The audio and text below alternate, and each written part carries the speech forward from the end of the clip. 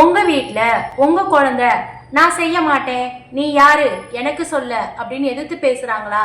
அதுக்கு காரணம் அவங்க மட்டும் இல்லை, நாம் செய்கிற இந்த ஒரு பெரிய தவறு தான். குழந்தைங்க எதிர்த்து பேசுறது நல்லதா கெட்டதா? கண்டிப்பாக நல்ல விஷயம்தான். ஆனால் அதை அவங்க வெளிப்படுத்துகிற விதம் சரியாக இருக்கான்னு இந்த வீடியோவை பார்த்து தெரிஞ்சுக்கோங்க. குழந்தைங்க உங்ககிட்ட கத்தும் போது நீங்களும் திருப்பி கத்துறீங்களா? அப்போ உங்க குழந்தை உங்களை மாதிரியே தான் மாற போறாங்க. இதை தடுக்கிறதுக்கு ஆன வீடியோ தான் இது, முழுசா பாருங்க.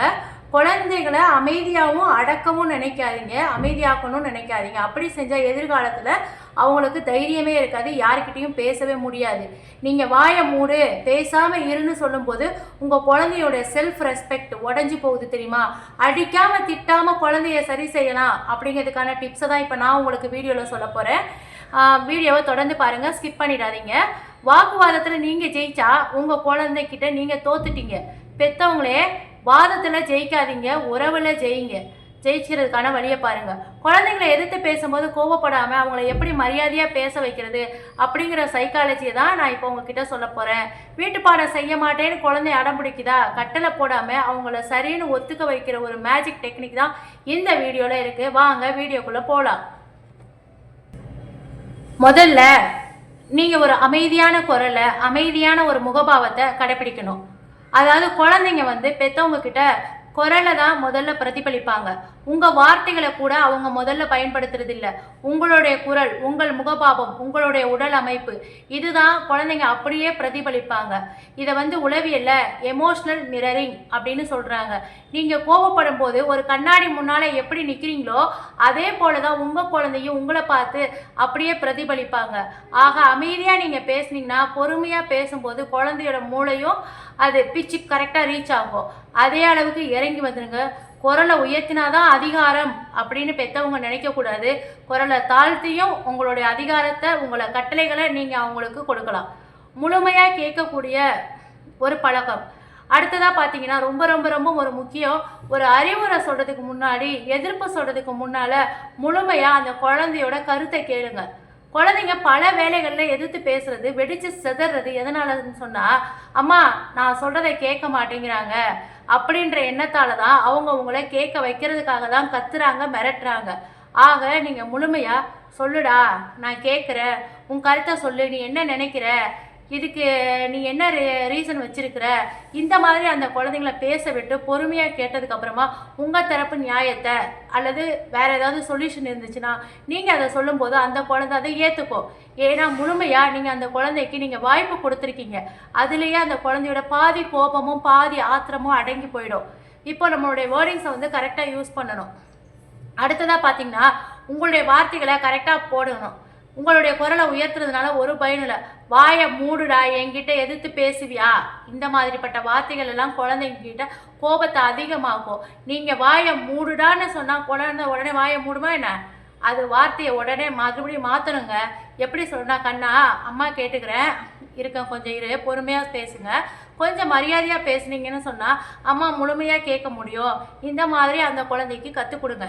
நீங்கள் வாயை மூடுன்னு ஒரேடியாக சொல்லி அந்த குழந்தைய அடக்க பார்க்காம அந்த குழந்தைய பேசுகிற விதத்தில் திருத்தினீங்கன்னா அதுக்கு கற்றுக் கொடுக்குறீங்க. கோபத்தில் அறிவுரை அல்லது திருத்தம் சொல்லாதீங்க. அடுத்ததான் நீங்கள் தெரிஞ்சிக்க வேண்டியது, நீங்கள் கோபத்தில் இருந்தாலோ இல்லை குழந்தை கோபத்தில் இருந்தாலோ ஒரு அறிவுரை சொல்கிறதுக்கு, திருத்தம் சொல்கிறதுக்கோ இல்லை மறுப்பு சொல்கிறதுக்கோ போகவே செய்யாதீங்க. கோபத்தில் இருக்கிற ஒரு மூளை கற்றுக்கவே செய்யாது. நீங்கள் கோபத்தில் இருக்கீங்கன்னா சரியாக பேசிக்கவும் மாட்டீங்க. அதனால் பொறுமையாக இருங்க. நீங்கள் எப்போ அமைதியாகிறீங்களோ, குழந்தை எப்போ நீங்கள் சொல்கிறத கேட்குறதுக்கு ஒரு மனப்பாங்கோடு இருக்குதோ அப்போ உங்கள் தரப்பு நியாயத்தை நீங்கள் பொறுமையாக சொல்லும்போது அந்த குழந்தையுடைய மூளை திறந்துருக்கும், ஓப்பன் மைண்டாக இருக்கும். நீங்கள் சொல்கிறத கேட்குறதுக்கு அது ரெடியாக இருக்கும். வாக்குவாதத்துக்கு வாய்ப்பே இல்லாமல் போகும். உடனே பதில் சொல்லாமல் கொஞ்சம் கேப் அடிச்சுக்கோங்க. அடுத்ததாக பார்த்தீங்கன்னா, உடனே பதில் சொல்லாமல் இருக்கிறதுக்காக வழக்கமாக பெரியவங்க நமக்கு சொல்லி தந்திருக்காங்க, கோபத்தில் இருக்கும்போது வார்த்தையை விடாத அப்படின்ட்டு. குழந்தைங்க பல வேலைகளில் அது தெரியாதுங்க. குழந்தைங்களுக்கு கோபம் வருது, அதை எப்படி கையாளுறது அப்படிங்கிறத நம்மளை பார்த்து தான் கற்றுக்குறாங்க. ஆக நமக்கு தெரியும், பெரியவங்களான நமக்கு இப்போ கோபம் வருது, கற்றுக்கிறதுக்கு வாய் வருதுன்னு, கத்துறதுக்கு வாய் வருதுன்னு தெரியும் போது குழந்தை பக்குவமாக சொல்லிடுங்க, அம்மா இப்போ கோபத்தில் இருக்கேன், கொஞ்சம் நான் அமைதியான பிறகு பேசுகிறேன், கொஞ்சம் பொறுத்துக்கோ அப்படின்னு சொல்லிட்டு அந்த இடத்த விட்டு நீங்கள் மூவ் பண்ணிடுங்க. குழந்தையும் சைலண்ட் ஆயிடுவாங்க, நீங்களும் பொறுமையாக பேசலாம். சின்ன சின்ன விஷயங்களுக்கு நெச்சரிக்காதீங்க. அடுத்ததா பார்த்தீங்கன்னா, சின்ன சின்ன விஷயங்களுக்கு சண்டைக்கு போகாதீங்க. அங்கே போகாத, இங்கே போகாத, அதை செய்யாத அப்படி சொல்லி எப்போ ஒரு கிரிமினல் போலவே நீங்கள் நடத்துறீங்களோ அப்படின்னு சொன்னால் அந்த குழந்தைக்கு ஆவேசம் அதிகமாகும், கத்தி பேச ஆரம்பிக்கும். இயல்பாகவே ஒரு பெரிய தவறாக இருக்குது, கண்டிப்பாக இதில் திருத்தியே ஆகணும் அப்படின்னு சொன்னால் மட்டும் ஒரு உறுதியான நிலைப்பாடை ஸ்டாண்டர்டாக எடுங்க. மற்றபடி ஒவ்வொரு நேரமும் அந்த குழந்தைகிட்ட ஏதாவது நச்சரிச்சுக்கிட்டே இருந்தீங்கன்னா அந்த குழந்தை கடுப்பாயிடும். பரஸ்பர மரியாதை, கிவ் ரெஸ்பெக்ட், டேக் ரெஸ்பெக்ட். நீங்கள் மரியாதை கொடுத்தா அது மரியாதை எடுத்துக்கோ. அடுத்ததாக பார்த்தீங்கன்னா, ஒரு திரைப்படத்தில் ஒரு வசனம் வரும், மரியாதையை கொடுத்து மரியாதை வாங்கணும், கிவ் ரெஸ்பெக்ட், டேக் ரெஸ்பெக்ட். உங்கள் குழந்தை உங்களுக்கு மரியாதை தரணும்னு நீங்கள் விரும்புனீங்கன்னா உங்கள் குழந்தைக்கு நீங்கள் முதல்ல மரியாதை கொடுங்க. அதுவும் கோபம் வரும்போது கண்டிப்பாக அந்த குழந்தைய வாயை மூடுடா நாயே அப்படின்னு சொல்லி நிறைய வார்த்தை ஆட் பண்ணிடுப்போம். அப்போ அந்த குழந்தையோட தன் மதிப்பை, அந்த ஆளுமையை அது சிதைச்சிரும். உடனே குழந்தைக்கு கோபம் அதிகமாகி அது திருப்பி பேச ஆரம்பிக்கும். ஆக கோபமாக இருக்கும்போது அந்த குழந்தைக்கு நீங்கள் முக்கியமாக மதிப்பு கொடுக்கணும். அமைதியாக பேசுங்க. கண்ணா, நீங்கள் பொறுமையாக பேசுங்க, நீங்கள் அப்படி சொல்லுங்கள், அதை விட்டுட்டு வாயை மூடு, நிறுத்து, இந்த மாதிரி வேர்டிங்ஸ்லாம் ஒரு கட்டளையாவோ இல்லை சிங்குலராக ஒருமையிலையும் பேசிகிட்டு இருந்தீங்கன்னா அந்த குழந்தையோட கோபத்தை அது அதிகமாக காட்டிக்கிட்டே தான் போகும். ஒவ்வொரு வாதத்துலையுமே நீங்கள் ஜெயிக்கணும்னு நினைக்காதீங்க. அடுத்ததாக பார்த்தீங்கன்னா, ஒவ்வொரு வாதத்துலையும் நீங்கள் ஜெயிக்கணும்னு நினைக்கவே கூடாது. கண்டிப்பாக நீங்கள் தான் ஜெயிப்பீங்க. ஏன்னா நீங்கள் தான் பேரண்ட்ஸு, நீங்கள் தான் அதிகாரத்தில் இருக்கீங்க. கண்டிப்பாக அந்த குழந்தைய விட அதிகமாக குரலை உங்களால் உயர்த்த முடியும். ஆனால் ஒவ்வொரு டைம்லையும் இப்படி குழந்தைய நீங்கள் தோற்கடிச்சிக்கிட்டே இருந்தீங்கன்னா அப்படின்னு சொன்னால் குழந்தைய அது ஒரு வக்கீல் கிடையாது, நீங்களும் வக்கீல் கிடையாது. நீங்கள் ஒரு அம்மா அல்லது அப்பா. ஒரு வாதத்தில் ஜெயிக்கிறத விட உறவில் ஜெயிக்கிறது தான் முக்கியம். வாதாடி உங்கள் குழந்தைய தோற்கடிச்சிக்கிட்டே இருந்தீங்கன்னு சொன்னால் அந்த குழந்தையோட மனசு உடஞ்சி போயிடும். அம்மா அப்பா ஏன் சொல்கிறது எதுவுமே கேட்க மாட்டேங்கிறாங்க, அவங்க ஏதாவது பேசி என்னை ஆஃப் ஆக்கிறாங்க, அவங்கக்கிட்ட பேசி யூஸே கிடையாது அப்படி சொல்லி அந்த குழந்தை உங்ககிட்ட ஒதுங்க ஆரம்பிச்சிடும். அப்புறம் எதுவுமே உங்கள்கிட்ட மனம் திறந்து பேசாது. ஆக குழந்தையோட அந்த கருத்தில் உங்களுக்கு உடன்பாடு இல்லைன்னா கூட முதல்ல முழுமையாக அவங்க என்ன சொல்கிறாங்கன்றதை கேளுங்க, அவங்களுடைய கருத்தை உள்வாங்குங்க. கடைசியாக அந்த உறவோட முக்கியத்துவத்தை அவங்களுக்கு உணர்த்துங்க. கண்ணா, நான் சொன்னது உனக்கு ஏமாற்றமாக தான் இருக்கும், வருத்தமாக தான் இருக்கும், ஆனாலும் நான் உன்னை அன்பு செய்கிறேன், உன் மேலே நிறைய பாசம் வச்சுருக்கேன், நீ எனக்கு ரொம்ப முக்கியம், உன்னோட உடல் நலத்தில் உன்னுடைய படிப்பில் அக்கறை வச்சுருக்க அப்படின்னு சொன்னால் அந்த உறவை நீங்கள் கட்டி எழுப்பிட்டீங்கன்னு சொன்னால் குழந்தை முழுமையாக அதை ஏற்றுக்கும். உங்களை அன்பு செய்கிறதுல அதை பின்வாங்காதுங்க. மாற்று கருத்து, மரியாதை சொல்ல கற்றுக் கொடுங்க. அடுத்ததாக உங்கள் குழந்தைக்கு பொறுமையாக ஒரு கருத்து வேறுபாட்டை எப்படி வெளிப்படுத்தணும் அப்படிங்கிறத, ஒரு ஆளுக்கு நமக்கு சொல்கிறது பிடிக்கல அப்படின்னா அவங்கக்கிட்ட எப்படி அதை அப்ரோச் பண்ணணும் அப்படிங்கிறத அவங்களுக்கு சொல்லிக் கொடுங்க. அதுவும் மரியாதையாக சொல்கிறது எப்படின்றத கற்றுக் கொடுங்க. நீங்களே உங்கள் குழந்தைகிட்ட எப்போவுமே வாதாடி சண்டை போட்டு தகாத கெட்ட வார்த்தைகள்லாம் பேசி நீ பெரிய ஆள்னு காட்டிக்கிட்டே இருந்தீங்கன்னு சொன்னால் குழந்தை அந்த டெக்னிக்கை வெளியே கடைபிடிக்க ஆரம்பிக்கும். மற்றவங்க கிட்ட அது கெட்ட வார்த்தை யூஸ் பண்ணும், மற்றவங்க கிட்ட வாக்குவாதத்துக்கு போகும். நான் தான் பெரிய ஆளு அப்படிங்கிறத காட்டுறதுக்காக அது நிறைய கெட்ட வார்த்தைகளை பேசும், கையை உயர்த்தும், குரலை உயர்த்தும். ஆக அந்த குழந்தைகிட்ட நீங்கள் வீட்டையே கற்றுக் கொடுங்க. அண்ணா, அடுத்தவங்களுடைய கருத்து உனக்கு பிடிக்கலாமல் இருக்கலாம், ஆனால் அது தவறாகவே இருக்கலாம், ஆனால் அதை நீ சொல்ல வேண்டிய விதம் இப்படி. சார், உங்களுடைய கருத்து எனக்கு பிடிக்கல, அம்மா நீங்கள் சொல்கிறது தப்பு, அதை நான் ஏற்றுக்க மாட்டேன், இந்த மாதிரி தாழ்ந்த குரலில் சொல்லுங்கள். கருத்தை வெளிப்படுத்த சொல்லுங்கள், அவங்களுடைய டெசிஷனை வெளிப்படுத்த சொல்லுங்கள், ஆனால் உன்னுடைய ஆத்திரத்தை மட்டும் வெளிப்படுத்தாத அப்படிங்கிறத சொல்லிக் கொடுங்க. இப்போ கடைசியாக நம்ம என்ன பார்க்க போகிறோன்னா, நல்ல பழக்க வழக்கங்களை அங்கீகரித்து பாராட்டுங்க. குழந்தை மரியாதையாக பேசும்போது, பக்குவமாக பேசும்போது அதை உன்னிப்பாக நீங்கள் கவனித்து அதுக்கு அங்கீகாரம் கொடுங்க, நல்லா பாராட்டுங்க.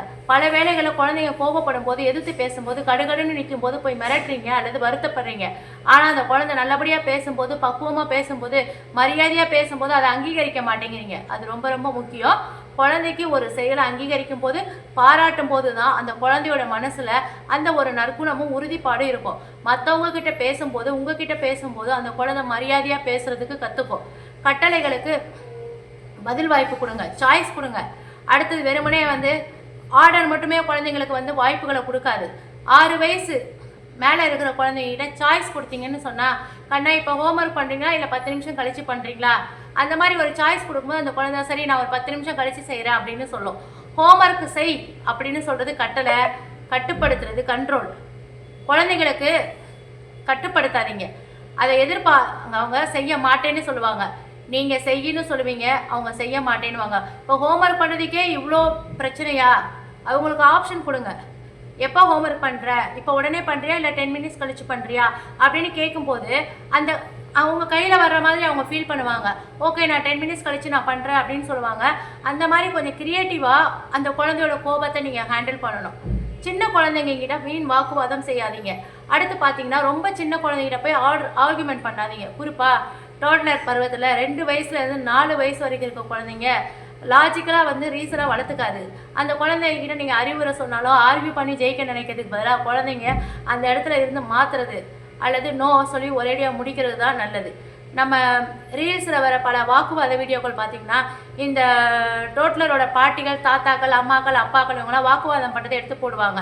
ஆனால் குழந்தைக்கு அது சின்ன வயசில் ஒரு பழக்கம் ஆயிடுச்சுன்னு சொன்னால் வளர வளர அதை குறைக்கவே முடியாது. அந்த குழந்தை அப்படியே அந்த குணத்திலேயே வளர்ந்துட்டே இருக்கும். ஆக வீணாக என்றைக்குமே ஒரு வாக்குவாதம் பண்ணி ஒரு குழந்தைய வந்து பூஸ்ட் ஏற்றி விடாமல் குடும்பமாக சேர்ந்து கைத்தட்டி அந்த குழந்தையோட தவறான குணத்தை வலுப்படுத்தாமல் குழந்தைங்ககிட்ட அறிவுபூர்வமாக உரையாட வேண்டிய நேரத்தில் உரையாடி அறிவுபூர்வமும் குழந்தையோட உணர்ச்சியும் கொந்தளிப்பாக இருக்கும்போது நீங்கள் கொஞ்சம் ஒதுங்கி போகிறது, அமைதியாக இருக்கிறது நல்லது. குடும்ப சூழல் ரோல் மாடலிங் நீங்கள் தான். நீங்கள் கடைசியாக பார்த்தீங்கன்னா எதிர்த்து பேசுறது, சண்டை போடுறது அப்படிங்கிறது வீட்டில் எல்லாருக்குமே ஒரு பொதுவான ஒரு விதி தான். கணவன் மனைவி நீங்கள் எப்போவுமே சண்டை போட்டுக்கிட்டே இருக்கீங்க, ஒருத்தர் வாக்குவாதம் பண்ணி ஜெயிக்க நினைக்கிறீங்க, அது எதிர்த்து பேசுனீங்க அப்படின்னு சொன்னால் குழந்தை அதை பார்த்து தான் கற்றுக்கும். ஆக கணவர் மனைவி பேசுனா பொறுமையாக கேட்கறது, அல்லது மனைவி பேசும்போது கணவர் பொறுமையாக கேட்கறது, அப்புறம் மறுப்பு சொல்கிறது, மாற்று கருத்து சொல்கிறது. இந்த மாதிரி குடும்பத்தில் நீங்கள் எப்படி ஒருத்தர் கருத்தில் ஏற்றுக்கிறீங்களோ அல்லது எதிர்க்கிறீங்களோ, கோபம் வர சூழலை எப்படி நீங்கள் பக்குவமாக ஹேண்டில் பண்ணுறீங்களோ அதை தான் உங்கள் குழந்தை கற்றுக்கும். குடும்பத்தில் நீங்கள் வாழ்ந்து காட்டணும். நீங்கள் வெறுமனே அறிவுரை மட்டும் சொல்லிட்டு இருந்தால் போதாது. குழந்தைக்கு எப்படி தெரியும்? குழந்தை பார்க்குறது தான் ஞாபகத்தில் வச்சுக்கோ. நீங்கள் அவங்க முன்னாடி கத்தி கத்தி கத்தி சண்டை போட்டுக்கினே இல்லாமல் அவர் பண்ணுறது தப்புன்னு தெரிஞ்சால் தப்புங்கிறத அமைதியாக புரிய வைங்க அவங்களுக்கு. இல்லை உங்கள் மனைவி பண்ணுறது தப்புன்னு தெரிஞ்சால் கணவர் வந்து புரிய வைக்கணும். அப்போ அந்த குழந்தைங்களோட மென்டாலிட்டி, அவங்களுடைய மெச்சூரிட்டி நல்லா இருக்கும், அந்த குடும்பமும் ரொம்ப பீஸ்ஃபுல்லாக இருக்கும். இப்போ நான் கடைசியாக ஒன்றே மட்டும் சொல்லி இந்த வீடியோவை நான் முடிச்சுக்கிறேன். உங்கள் குழந்தைய வந்து அடக்கிறது, அமைதிப்படுத்துறது உங்களுடைய வேலை இல்லைங்க. இப்படி அடக்கி அமைதிப்படுத்தணும்னு சொன்னால் குழந்தை வளர்ந்ததுக்கப்புறமா எந்த ஒரு கருத்தையுமே அது வெளிப்படுத்தாது, மற்றவங்க கிட்ட தைரியமாக பேசிக்காது. குழந்தைய அடக்கிறதுக்கு பதிலாக குழந்தை எப்படி தன்னுடைய கருத்தையும் மறுப்பையும் பக்குவமாக மரியாதையை வெளிப்படுத்தணும் அப்படிங்கிறத கற்றுக் கொடுங்க.